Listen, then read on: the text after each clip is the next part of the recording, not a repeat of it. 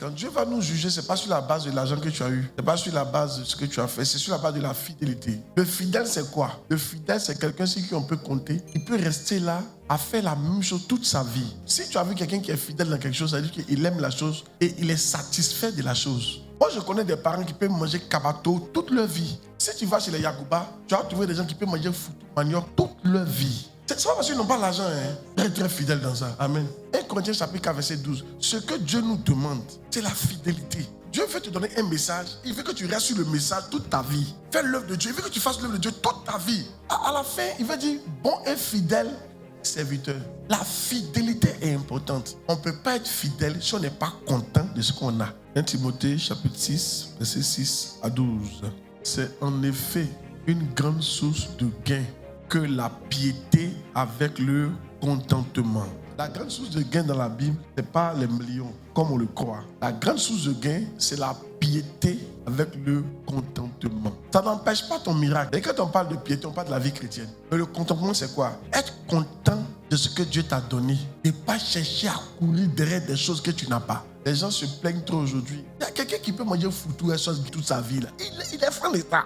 Tu vas changer de nourriture du jour au lendemain. Il suffit que tu aies un peu d'argent, tu vas changer de nourriture. Si tu trouves quelqu'un qui est fidèle, il fait la même chose toute sa vie, là, c'est qu'il aime ça. Mais tu ne peux pas être fidèle si tu ne te contentes pas. C'est-à-dire si la vie chrétienne, c'est que Dieu t'a donné là.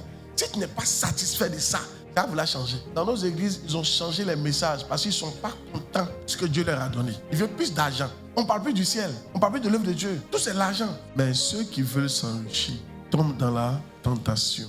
Car l'amour de l'argent est une racine à tous les maux. Et quelques-uns, en étant possédés, se sont égarés et se sont jetés eux-mêmes dans bien des tourments. La vraie source de gain, là, c'est quand tu es chrétien, mais tu es pieux, mais tu es content de ce que Dieu t'a donné. Tu ne cherches plus l'argent en plus de tout ça. Ce que tu cherches, c'est que Dieu t'aime plus, mieux connaître Dieu.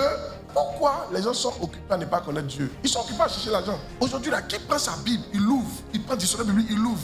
Il cherche Dieu. Qui fait ça? Parce qu'on est trop occupé à chercher l'argent. On s'assoit des heures, on réfléchit comment investir. Mais ça ne peut pas prendre toute ta vie, quoi. Depuis le matin jusqu'à ce soir, là, qui a pensé même à connaître un peu Dieu? C'est le hier seulement. L'argent ne te rend pas heureux. Nos parents même qui sont au village, sont plus heureux que les gens qui ont beaucoup d'argent ici, là. Moi, je n'ai pas dit qu'il ne faut pas avoir de l'argent, mais on ne peut pas courir derrière ça. Moi, je connais les gens les plus assoiffés d'argent, ils n'ont pas l'argent. Dans mes projets, il n'y a pas cherché l'argent dedans. Si tu cherches l'argent sans Dieu, ça va t'égarer. Et à chaque jour, tu cherches l'argent, mais tu ne lis même pas ta Bible matin. Beaucoup d'entre vous ici, c'est parce que tu as un peu faim et tu es là. Si tout à l'heure, là, toi, tu as 2 immeubles à bien ici, tu as un bon salaire par mois, toi, tu as fait quoi au cul du soir? Même les dimanches pour venir, ça sera difficile.